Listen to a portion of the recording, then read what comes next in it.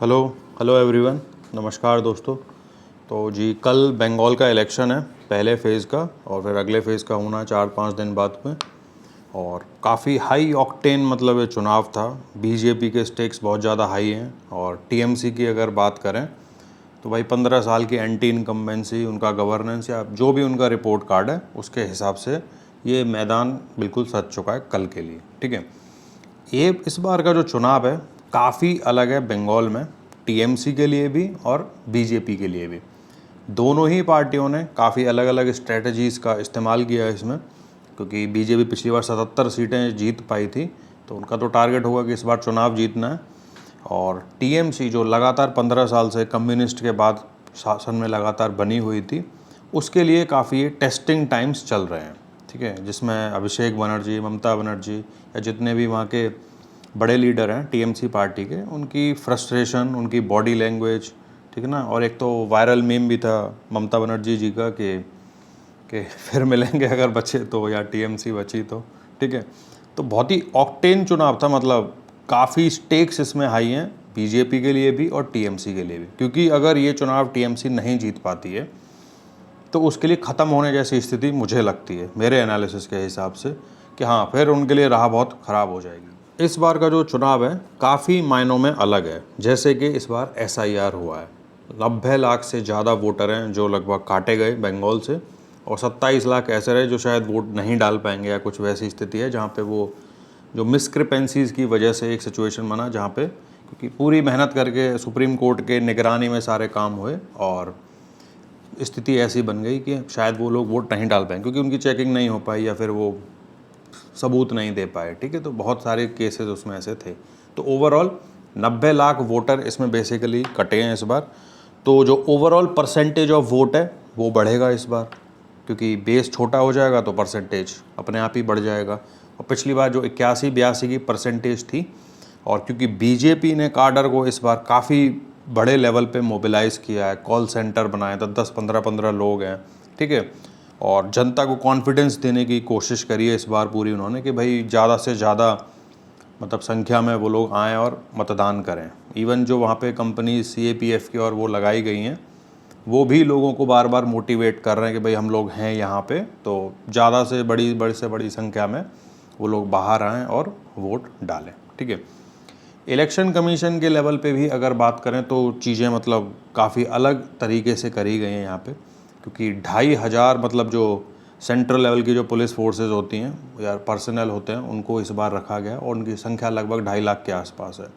ठीक है, तो बहुत बड़े पैमाने पे इसको करी गई है, क्योंकि एक शिकायत बंगाल से लगातार आती थी कि भाई गुंडाइज़म बहुत होता है प्री और पोस्ट पोल, क्योंकि जो अलेजिडली जो अखबारों ने छापा है कि वहाँ पर वायलेंस की सिचुएशन हो जाती है। तो उसको ध्यान में रखते हुए इलेक्शन कमीशन पूरा अपना चाक चौबंद होकर इस बार आया था।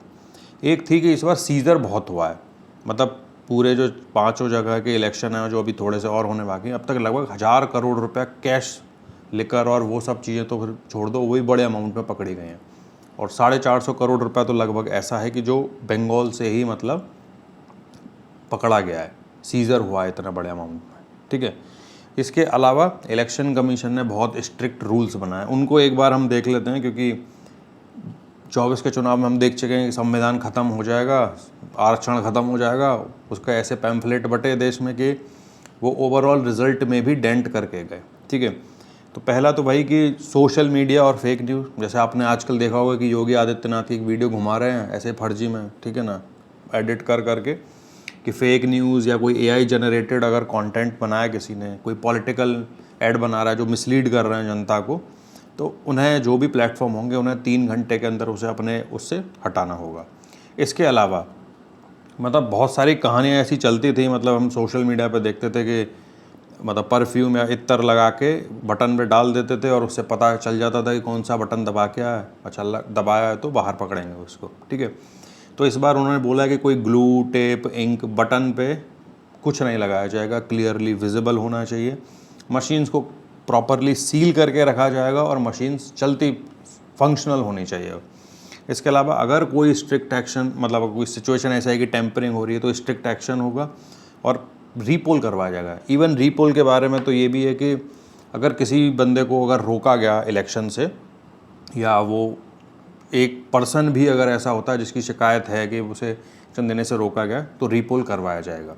ये काफ़ी बड़ी इम्पॉर्टेंट चीज़ है क्योंकि एक भय की स्थिति थी वहाँ पे, जो मीडिया ने हमें बताया है कि ऐसी सिचुएशन होती थी कि भाई कि लोग वोट डालने नहीं जा पा रहे हैं, निकल ही नहीं पा रहे हैं, ठीक है ना। तो ये सब बहुत होता था। बाकी 48 आवर का साइलेंस पीरियड जैसे कि हमेशा से होता है, ये वो है ही।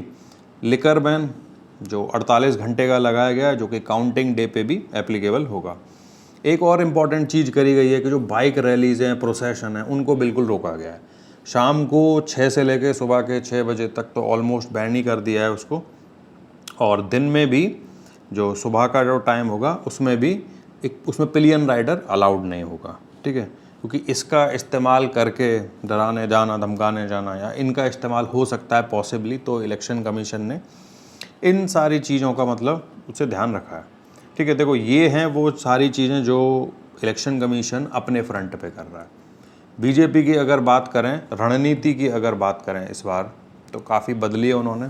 प्रॉपर जो हिंदुत्व का कार्ड है वो उसे नहीं खेल रहे हैं, क्योंकि पता है कि जब पिछली बार उन्होंने इलेक्शन में कार्ड चला था तो उसका काउंटर था बंगाली अस्मिता, ठीक है।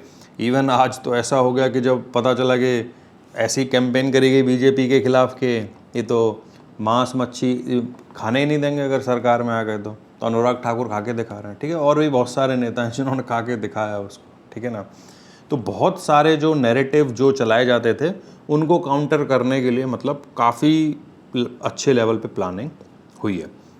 और अमित शाह ने तो, जो होम मिनिस्टर हैं हमारे, उन्होंने तो बोला ही था कि भैया हमें 15 दिन जब तक इलेक्शन होगा तब तक वहाँ पे रहेंगे। और लोग, कुछ लोग तो कह रहे हैं कि तुम 4 महीने के बाद रुक के बताओ। पता नहीं कैसे ये लोग धमकी दे देते हैं, वो भी होम मिनिस्टर को, जो कि इंडिया के होम मिनिस्टर हैं। सब जानते हैं कि वो किस लेवल के आदमी हैं, ठीक है। तो ये सारी चीज़ें जो चल रही हैं बीजेपी के लिए, टीएमसी के लिए एक जो चुनौती है सबसे बड़ी वो है कि, और जिस पे मैंने एक शॉर्ट्स भी बनाया था आज, कि भाई इस पर गवर्नेंस की तो कहीं बात नहीं हो रही। यहाँ कुछ स्कीम्स उनकी ज़रूर हैं, जो कैश स्कीम्स हैं, उसके सोशल वेलफेयर की स्कीम्स हैं, उन पे बात हो रही है थोड़ी बहुत, मतलब जो टीएमसी की साइड की है। लेकिन भाई तुम्हारे यहाँ ओवरऑल इन्वेस्टमेंट कितना आ रहा है, कितने सड़क तुमने बनाए, कितना प्राइवेट लोग इन्वेस्ट करने के लिए मतलब मरे जा रहा है, ठीक है ना। बाकी राज्य बताते हैं कि भाई हमारे यहाँ 40 लाख करोड़ की इन्वेस्टमेंट के MOU हो रहे हैं, कोई 15 लाख करोड़ कर रहा है, ठीक है। क्योंकि बिना प्राइवेट इन्वेस्टमेंट के इतने बड़े, क्योंकि बंगाल भी काफ़ी बड़ा राज्य है, 294 कॉन्स्टिट्यूंसी वहाँ पे आती हैं, तो सरकारी नौकरी तो कोई ऑप्शन है नहीं। और आज के टाइम में जब तक तुम प्राइवेट इन्वेस्टमेंट नहीं लाओगे, इन्वेस्टर्स को ये तुम भरोसा नहीं दोगे कि हाँ चीज़ें बेहतर होंगी, इंडस्ट्रियल सेटअप बनेगा, फिर वहाँ से एक्सपोर्ट होंगी चीज़ें, ठीक है ना। और विद इन द जो इकोनॉमी है पूरी, उसके आसपास के जो अलाइड सेक्टर हैं वो भी ग्रो कर जाते हैं, ठीक है। उन पे मैंने नहीं सुना, उन पे उतनी चर्चा होते हुए मैंने नहीं सुना, ना मीडिया में ना कहीं पे। इवन कुछ लोग तो मतलब SIR कोर्ट करवा रही है, सारी जजमेंट, मतलब सारा काम सुप्रीम कोर्ट की देखरेख में हो रहा है, उसमें भी उन्हें समस्या हो जा रही है, ठीक है ना।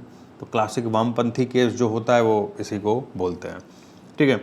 और एक जो वो माइक्रो मैनेजमेंट होता है बीजेपी का, पन्ना प्रमुख और RSS जो करता था कि मतलब डोर टू डोर जाके जो वो लोग कैंपेन करते हैं, 1 to 1 मैन का जो कनेक्ट बनाते हैं, ठीक है।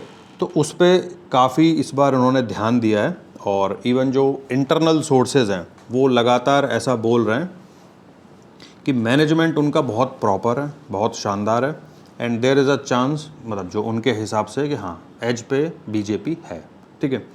तो अभी प्रेडिक्शन जैसा कुछ नहीं है, बस ये बात कर रहे हैं क्योंकि एक तो MCC लगा होता है, पता नहीं कोई क्या ही हो जाए, ठीक है। तो ये सिचुएशन है पूरी इस चुनाव की, जहाँ बीजेपी को 6-7% का एक्स्ट्रा वोट चाहिए अगर उसे वहाँ पे सरकार बनानी है तो, ठीक है। इवन जो पहले फेज़ में 142 सीटों पे जो चुनाव होगा उसमें उनका टारगेट 100+ का है, जहाँ पिछली बार वो इन सीटों में से 59 या कुछ ऐसी जीते थे, ठीक है। तो डेफिनेटली उन्हें जो हिंदू वोट है, अगर स्पेसिफिकली मैं बात करूँ तो उसमें डेंट उन्हें करना होगा, जो होते हुए दिखता है। जो माइक्रो मैनेज जिस लेवल पे किया गया है, भूपेंद्र यादव जो वहाँ पे कोर मेंबर हैं ऑर्गेनाइजेशन के बीजेपी के वहाँ पे, तो जितनी रिपोर्ट्स वहाँ से आती हैं, जितने लोग वहाँ पे गए हैं, ठीक है, बहुत ज़्यादा नहीं बताते हैं वहाँ की बातें।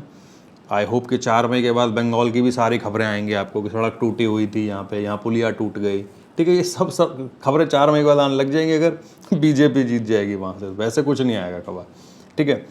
तो ये एक पर्सपेक्टिव है इसमें। हमने बीजेपी की बात कर ली, टीएमसी की बात कर ली, और बाकी जो वोटर हैं भाई बंगाल के, क्योंकि बहुत सारे लोग तो ट्रेनों में भर भर के गए हैं, इवन कुछ लोग तो बोल रहे हैं कि वो बीजेपी पहुंचा रही है उन्हें वहाँ पे कि भाई जाओ अपने मताधिकार का इस्तेमाल करो, ये ठीक है। तो जो लोग हैं वहाँ के, उन्हें सोचना है कि वो पहले वामपंथियों के साथ थे 30-35 साल, 15 साल इनके साथ हो गए, 50 साल, उससे पहले वो कांग्रेस के साथ में थे, ठीक है ना। एक बीजेपी बच जाती है, अब उनकी मर्जी है किसको वोट देंगे, दे नो सिचुएशन बेटर, उन्हें अपना भविष्य देखना है, क्योंकि ओवरऑल बंगाल में वही लोग रहते हैं या वहाँ से पलायन करके कहीं और दूसरी जगह नौकरी करने जाते हैं। तो it's a D day like situation, जो भी सारे बंगाली लोग हैं, और जिसको भी मर्जी हो वोट दें, अपने मताधिकार का इस्तेमाल करें और ज़्यादा से ज़्यादा संख्या में वोट डालें, ठीक है ना। तो that makes a democracy a strong, ठीक है। उससे डेमोक्रेसी हमारी स्ट्रॉन्ग होती है, क्योंकि ये 5 साल में यूजुअली हमें मिलता है, एक राज्य के स्तर पे और एक बार क्या कहते हैं केंद्र के स्तर पे, ठीक है। तो ये वीडियो है आज का, ये छोटा सा एनालिसिस था और बहुत ही मतलब एंड मोमेंट में बनाया हुआ ये वीडियो है, ठीक है। और जो लोग हमारे साथ भैया नए जुड़े हैं, वो कृपया करके सब्सक्राइब भी कर लें हमारे चैनल को, ठीक है जी। तो मिलते हैं अगले फेज़ के, क्योंकि कल शाम को भी तो मिलेंगे कि कल का एनालिसिस क्या, कितना परसेंटेज हुआ, कितनी वोटिंग वगैरह वहाँ पे हुई है, कैसे हुई, शांत प्रिय माहौल में चुनाव हुआ कि नहीं हुआ, ठीक है। तो इस पे बात करेंगे कल शाम को, और फिर आगे के फेज़ की जो सेकंड फेज़ होगा और लास्ट फेज़ होगा बंगाल इलेक्शन का, उस पर बात करें, ठीक है। Thank you so much, channel को सब्सक्राइब कर लें, धन्यवाद, और अपने मताधिकार का इस्तेमाल ज़रूर करें अगर आप बंगाल से हैं तो। Thank you.